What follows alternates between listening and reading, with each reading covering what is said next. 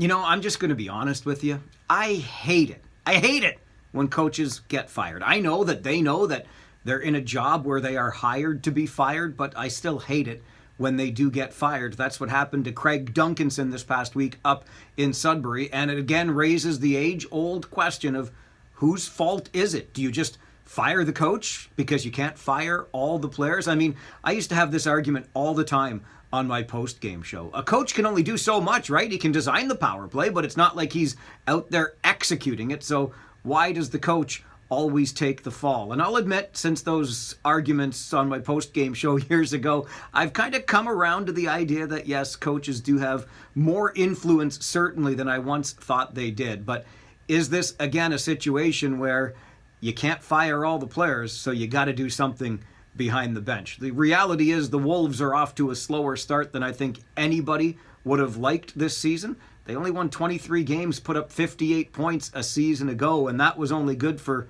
18th out of the 20 teams in the Ontario Hockey League. This year, when you've got a maturing Goyette and Musty, you've got a guy like Jacob Holmes on the back end, you make a move to acquire a goaltender like Joe Ranger, Mr. Reliable out of Mississauga. Certainly more was expected from this Wolves hockey club, and 3 wins in their first 10 games wasn't cutting it. Now, did the coaching change make a difference?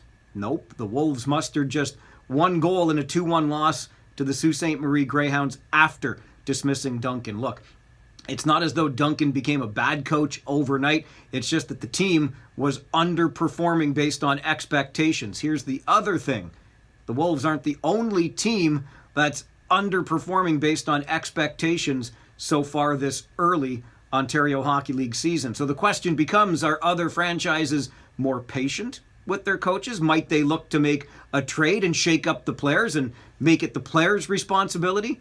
I don't know. But again, the question remains, when the team is struggling, is it the coach's fault or is it the players' fault? Well, Sudbury has blamed the coach. Craig Duncanson takes the fall. Now it's up to those Wolves players to respond. I'm Farwell. It's Friday. We'll see you at the rink.